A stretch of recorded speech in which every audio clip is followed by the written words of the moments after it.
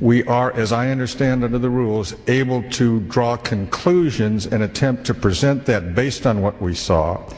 But the fact that we have a secret session does not allow us to speak to that. Secondly, that which is discussed in the secret session cannot be revealed even if it is of a non-classified nature. It does not prohibit you in the later debate on the floor from discussing the same subject, saying the same thing. It is that you cannot refer to it having been in the secret session. And I hope that helps the gentleman. You were saying you were here in 1979, 1980, and 1983 for those three sessions. Believe it or not, I was, as young as I am now. Yes. You know, we're not surprised by that. Well, I would just suggest that we would be better off having this done in the unanimous consent agreement itself, since that is what's setting out the terms of this discussion. It is a very, very serious matter when we do the public's business in secret. That's why it's only been done 3 times since 1825.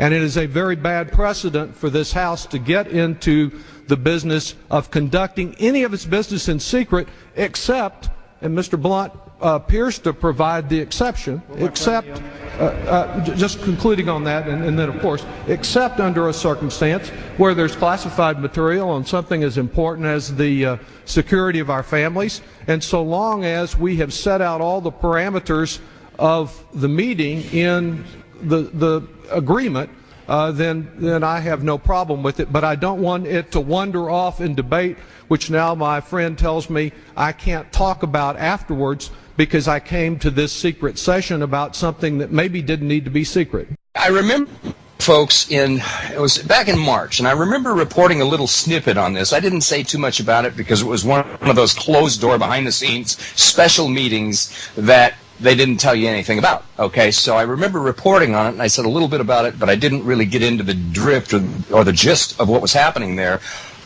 until today. Okay, because it has now crossed my desk. Actually, it's crossed my computer screen, but it has now surfaced because of some of our congressmen who have a conscience. Okay, the ones that have a conscience, that have a heart, that have some semblance of humanity, were so horrified what they saw or what they heard at this particular meeting that the information has now been leaked. And what information am I speaking of? Well, I'm going to share that with you. This is posted by Endglass. Okay, the secret meeting of Congress discusses imminent martial law. And this is by B.A. Brooks. It's the United American Freedom Foundation. When am I speaking? I'm speaking that about a secret closed-door meeting that took place March 13th of this year of the United States House of Representatives in Washington. And I remember reporting on this, folks. I couldn't tell you anything because there was nothing to tell.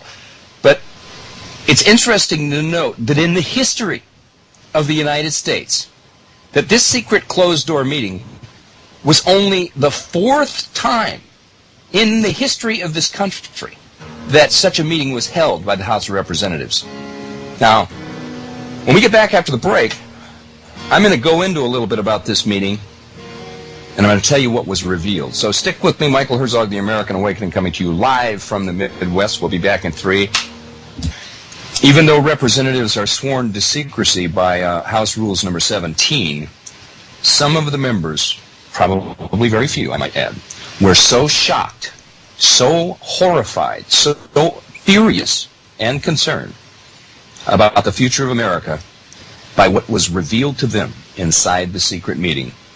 Well, folks, they have started to leak this secret information to independent news agencies around the world. The mass media said almost nothing, which is not a surprise, about the secret meeting of the House, mentioning only one of the items that was being discussed: the new surveillance techniques that are going to be used by the U.S. government to watch all of us, all American citizens. The story was first released in a newspaper out of Brisbane, Australia, curiously enough, revealing the contents of the secret U.S. government meeting and plans for America, including all of its citizens. Yes, folks, us. Now, hold on to your seats, folks, because this is what has been revealed about that meeting. Number one, and this is not something, as I go through these with you, some of this is not going to come as any surprise to you, the awakened citizens, okay? But remember now that this is being told to all of the members of Congress, because some of them, obviously, are as dumbed down and mind-numbed as some of our fellow neighbors that are watching Dancing with the Stars and drinking their Pepsi when they get home from work at night. So here's what was revealed. Number one, the imminent, and I don't say possible here, I say the imminent collapse of the United States economy to occur sometime in late 2008. Now, for those of you who listen to Bob Chapman on Tuesdays, or you've talked to Robbie, or you've had any conversations or listened intently to John Stadtmiller's show, or if you go into kitco.com or watch Blue, not a secret to anybody. This has been going on for quite some time, but it's been escalating of late. And then, of course, we have the CDOs, we have the hedge funds, we have the Bear Stearns debacle, we have these members that are these fall guys that are being arrested for it, similar to the Enron scandal. And they're going to turn around and blame somebody for it. But the fact is that, according to this meeting, the imminent collapse of the United States economy to occur sometime in late 2008. Many of us were told in private conversations that if we voted against this bill on Monday, that the sky would fall, the market would drop 2,000 or 3,000 points the first day, another couple thousand the second day, and a few members were even told that there would be martial law in America if we voted no. What is the average ignorant American doing when they look at this? Do they have a clue what's going on here? And my mind tells me probably not. Okay, but that was number three, the possibility of a civil war inside the United States as a result of the collapse. Now remember, folks, they are telling this to our congressional members, and there was a very few of them, who were shocked, horrified, furious, and concerned enough, which means they had conscience enough to leak this story. But listen to number four, because this is what really, really disturbs me, folks. And as my listening audience knows, you know this has already happened to me, to my family, because my family no longer lives in this country. I'm not talking about my original biological family. Yes, they still live here, but I'm talking about my wife of 4 years that I married back in 2004, who we have had to extricate from this country. But here's one that's very, very serious. Number four, the advance, and I emphasize advance, roundups of insurgent U.S. citizens that are likely to move against the government. Now, what does that mean? Likely to move against the government. How do they define move? Are they talking about taking up arms? I wonder. Are they talking about moving by intellect, vocalizing our dissent towards their policies? Specifically, are they talking about when they say likely to move? And then, of course, number five, it goes on to say the detention of those rounded up at the Rex 84 camps constructed throughout the United States.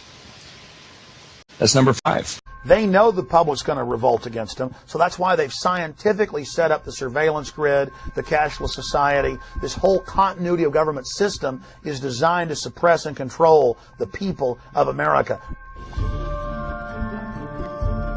My name is Sam Ozaki. I'm a native-born American citizen, Los Angeles, California. When Franklin Delano Roosevelt signed Executive Order 9066, we were all rounded up like cattle and placed into America's concentration camps. In May 2007, President Bush signed the National Security Presidential Directive 51. Most Americans would agree that it would be prudent to have a plan to provide for the continuity of government. They have such a plan. They introduced a little sketchy public version that's clearly inadequate, but they said, don't worry, there's a detailed classified version.